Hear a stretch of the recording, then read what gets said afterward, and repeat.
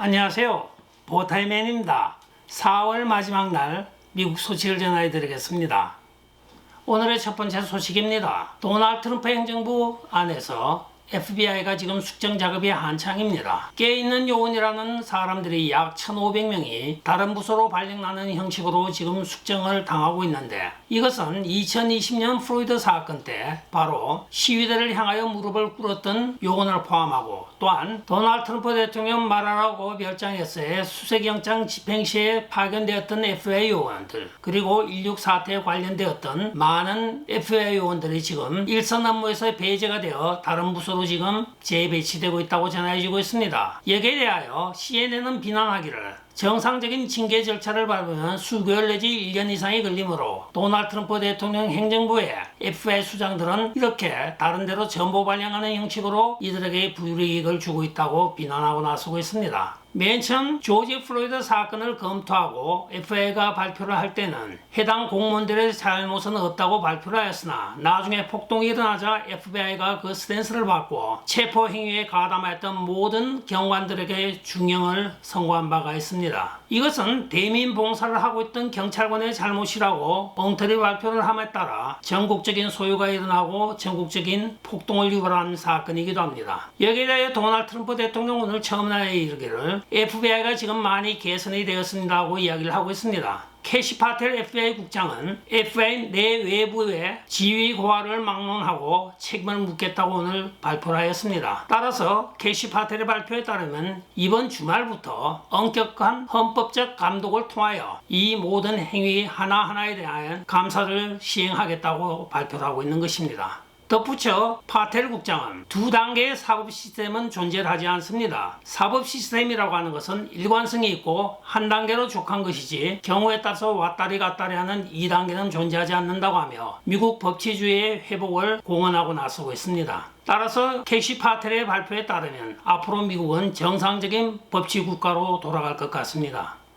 다음 소식입니다. 버락 오바마가 법정 사기를 통하여 꼼수를 써서 미국의 동성결혼을 의회의 인준을 거치지 않고 합법화를 한 사건이 있습니다. 바로 도마 사건이라고 하죠. 원래 도마 사건은 빌 클린턴 대통령 때 Defense of Marriage Act라고 하여 결혼보호법이었습니다. 1996년에 발표된 그 법에 의하면 결혼이라고 하는 것은 한 남자와 한 여자의 결합이라고 정의를 했습니다. 그러나 오바마 행정부가 들어와서는 이 사건이 뒤집어지고 있습니다. 원래는 동성 간의 결혼을 합법화하기 위해서는 의회에서 법안이 입법이 돼야 됩니다. 그러나 오바마는 이것을 피하기 위하여 바로 그 유명한 윈저 사건을 발생을 시킵니다. 윈저 사건은 윈저가 동성 부부였습니다. 어떤 주에서는 인정을 하고 어떤 주에서는 인정하지 않는 이런 혼돈이 이어지고 있는 가운데 이들은 오바마가 있는 연방정부에 이 사건에 대하여 제소를 하게 이릅니다. 사전에 각본대로 DOJ와 윈저 간의 법정 공방이 벌어지는 척 하면서 DOJ가 일부러 패배를 해줍니다. 따라서 대법원에서 이것이 결국은 결혼이라고 하는 것은 동성동본까지 다 포함을 한다고 판결이 되어버린 것입니다. 그 이후로는 미국은 판례법에 따라서 모든 법률 적용을 하므로 각 주에서 이 대법원 판례를 근거 삼아 동성 결혼을 합법화하기에 이르렀던 것입니다. 즉 입법 절차를 거치지 않은 이 사태를 오바마가 미국에 뿌리를 내리게 한 것입니다. 이것은 그의 무슬림주의적인 사고가 상당히 반영이 된 것이며, 맨 처음에 그는 대통령이 되기 전에는 분명히 한 남자와 한 여자의 결합이라고 본인 스스로도 입법부 때 이야기를 한 적이 있습니다. 그러나 대통령이 당선되자 그는 이런 꼼수를 부려서 미국의 결혼 제도를 완전히 망가뜨려 버린 것입니다. 오늘날 와서 트랜스젠더끼리의 결혼 등등 많은 결혼의 문제가 발생되고 있는 것도 바로 여기에 기인한다고 합니다. 오바마 행정부의 법무부는 반론을 제기하는 척 하면서 고의적으로 반론의 하자를 만들어 패소를 해 주었던 것입니다. 따라서 동성애 결혼이 연방법원에 의하여 확정이 되어버리고 그 이후로는 이것을 인용하여 각 주가 전부 동성애에 대한 합법화가 추진이 된 것입니다. 의회를 우회하는 이러한 꼼수의 법률 사기가 대통령에 의하여 자행되었던 것이 미국의 아픈 과거의 역사이기도 합니다. 도널드 트럼프 대통령도 앞으로 여러 가지 법안을 만들 때 이런 꼼수를 쓸 수가 있습니다. 즉 악한 선례를 남긴 것이 바로 이 문제이기도 합니다. 여기에 많은 법률 전문가들이 염려하고 있는 것은 앞으로 이것을 종식시키기 위하여 도널드 트럼프 대통령이 여기에 대한 특단의 조치가 필요하다고 이야기를 하고 있는 것입니다. 입법기관을 우회하고 법률을 제정하는 이 잘못된 관행이 없어져야 된다는 뜻이기도 하겠죠. 다음 소식입니다. 백악관 발표에 따르면 오늘 우크라이나와 미국 간의 광물 자원 개발에 대한 협정이 조인이 되었다고 합니다. 여기에 나오는 모든 이익의 50%는 우크라이나 재건 본부에 기탁할 예정이라고 하고, 미국은 50대 50으로 매칭 펀드로 같이 기금에 동참하기로 하였다고 합니다. 미국이 군사 원조를 하는 앞으로의 모든 돈은 우크라이나 재건 기금에 내는 것으로 간주되어진다고 하며, 도널드 트럼프 대통령은 밝게 웃으면서 이 발표를 오늘 한 것입니다. 즉, 광물 판매로 인한 수입과 로얄티를 50%는 무조건 우크라이나 개발 기금으로 전용을 하고, 그것의 50%를 미국과 우크라이나가 각각 관리하고 투자를 한다고 정해진 것입니다.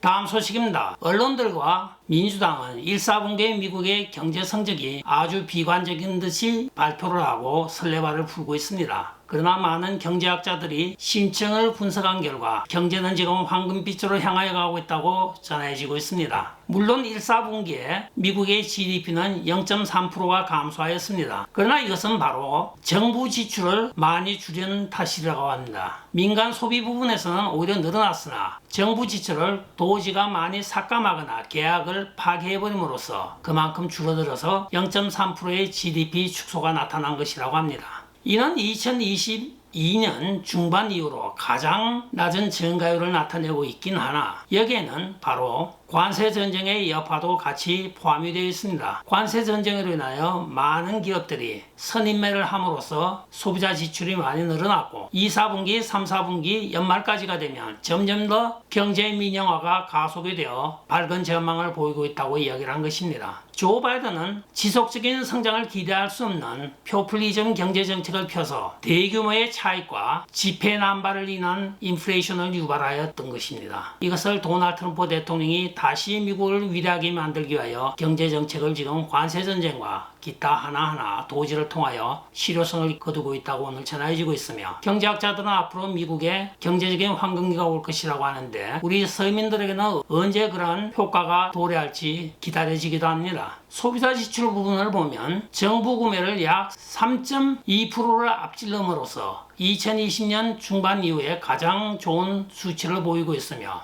아틀란타 연준과 뉴욕 연준은 각각 2.5%와 2.76%의 경제 성장률을 지금 예측하고 있습니다. 여기에 덧붙여 오늘 또한 희소식이 하나 들어오고 있는 것은 바로 IBM 같은 국제 거대 기업이 미국 내에 1,500억 달러를 지금 투자하겠다고 발표한 것입니다. 이것은 도널드 트럼프 대통령의 경제 관세 정책이 경쟁 상대자를 거꾸로 드는 것이 아니고, 그간에 소외되고 핍박을 받아왔던 노동자의 지위를 향상시키기 위한 것임이 하나하나 발표가 되고 있는 것입니다. 즉, 관세정책의 주 목적은 경제적 라이벌을 무너뜨리는 것이 아니고, 오랫동안 멸시천대를 받던 미국 노동자 계급들에 대한 그들의 지위 향상에 있다는 것이 오늘 밝혀지고 있는 것입니다. IBM의 투자 계획 발표를 언론 악당인 CBS는 이런 기업의 투자 약속을 가지고 정부는 경제적인 승리라고 선전하고 있다고 비난을 하고 나서고 있습니다. 참 대책 없는 메인스트림 미디어입니다.